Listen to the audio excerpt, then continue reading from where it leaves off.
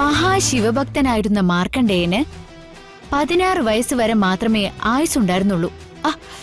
16-ാം വയസ്സിൽ ആയുസ് എടുക്കരുതെന്ന് മാർക്കണ്ഡേയൻ ശിവഭഗവാനോട് പ്രാർത്ഥിച്ചുകൊണ്ടേയിരുന്നു. പക്ഷേ വയസ്സ് 16 ആയപ്പോ കാലൻ മാർക്കണ്ഡേയന്റെ ആയുസ് എടുക്കാനെത്തി. അവിടെ ശിവനും പ്രത്യക്ഷപ്പെട്ടു. തന്റെ ഭക്തനായ മാർക്കണ്ഡേയന്റെ ആയുസ് എടുക്കാതെ തിരിച്ചു പോകാൻ ശിവൻ കാലനോട് ആജ്ഞാപിച്ചു. കാലാവധി എത്തിയാൽ ആയുസ് എടുക്കേണ്ടത് തന്റെ കർത്തവ്യമാണെന്നും മാർക്കണ്ഡേയന്റെ ആയുസ്സും കൊണ്ട് പോകൂ എന്നും കാലന് ശഠിച്ചു. തർക്കവും വഴക്കും മൂത്തു. ഒടുവിൽ കോപിഷ്ഠനായ ശിവൻ 3-ാം കണ്ണ് തുറന്ന് കാലനെ ചുട്ടെരിച്ചു. മാർക്കണ്ഡേയന്റെ ആയുസ് നീട്ടിക്കിട്ടി. അറിയാൻ വന്ദന, ആ കഥ വെച്ചാണ് കുഞ്ചൻ നമ്പ്യാര് കാലനില്ലാത്ത കാലം എന്ന തുള്ളൽ പാട്ട് എഴുതിയത്. അതെ. ആ തുള്ളൽ പാട്ട് ഞാൻ സ്കൂളിൽ പഠിച്ചിട്ടുണ്ട്.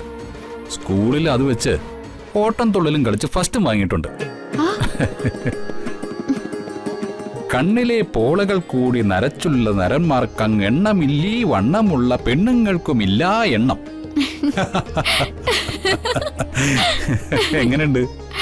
ഓട്ടം തുള്ളലൊന്നും വേണ്ടേ, ഉള്ളതേ സഹിക്കാൻ വയ്യ. ഭർത്താവിന്റെ ജീവന് വേണ്ടി ശിവന് ധാര നടത്തിയ ഭാര്യ. അതുകൊണ്ട് ഭാവിയില് ജഗന് പെട്ടെന്നൊന്നും മരണം സംഭവിക്കാൻ ശിവഭഗവാൻ അനുവദിക്കില്ല, അല്ലേ? ശരി, സമ്മതിച്ചിരിക്കുന്നു. വന്ദന നടത്തിയ വഴിപാടുകളൊക്കെ അബദ്ധമായി പോയെന്ന് ഞാൻ പറഞ്ഞത് ഇങ്ങ് പിൻവലിച്ചിരിക്കുന്നു. അതെ, ജഗന് വേണ്ടി ജീവൻ ബലിയർപ്പിക്കേണ്ടി വന്നാൽ അതിനും തയ്യാറാണ് ഞാൻ.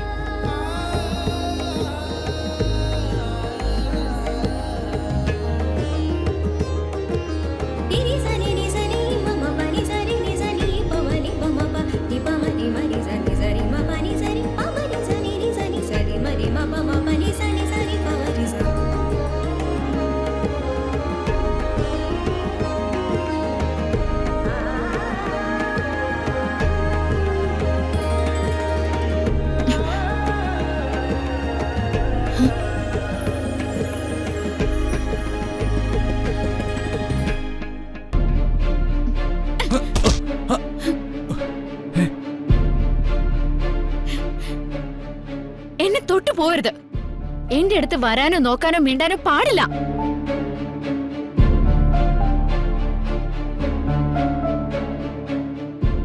എത്ര പ്രാവശ്യം പറഞ്ഞതാ ഞാൻ, പൊക്കോണം എന്റെ മുന്നിന്ന്. വന്ദനെ, നിന്റെ കഴുത്തിൽ താലി കിട്ടിയ ഭർത്താവാണ് ഞാൻ. എന്തിനാ എന്നെ ഇങ്ങനെ അവഗണിക്കുന്നത്? പൊക്കോ.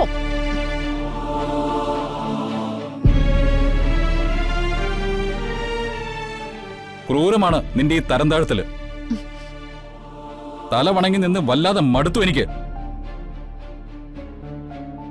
ഇനിയും ഇത് തുടർന്നാൽ നമ്മൾ തമ്മിലുള്ള ബന്ധം വേർപെടുത്തേണ്ടി വരും. വേർപെടുത്തിക്കോ? ഭർത്താവ് എന്ന് പറഞ്ഞു കൂടി നടക്കാൻ നിന്നെപ്പോലൊരു ഗതി കേട്ടവന്റെ ആവശ്യം എനിക്കില്ല. ഓ, നിനക്കേ ദുഃഖിക്കേണ്ടി വരും. ഓ, ഞാനങ്ങ് സഹിച്ചോളാം. പോ എന്റെ മുന്നിന്ന്. കാണിച്ചു തരാവടി. മാനത്തെ കൊട്ടാര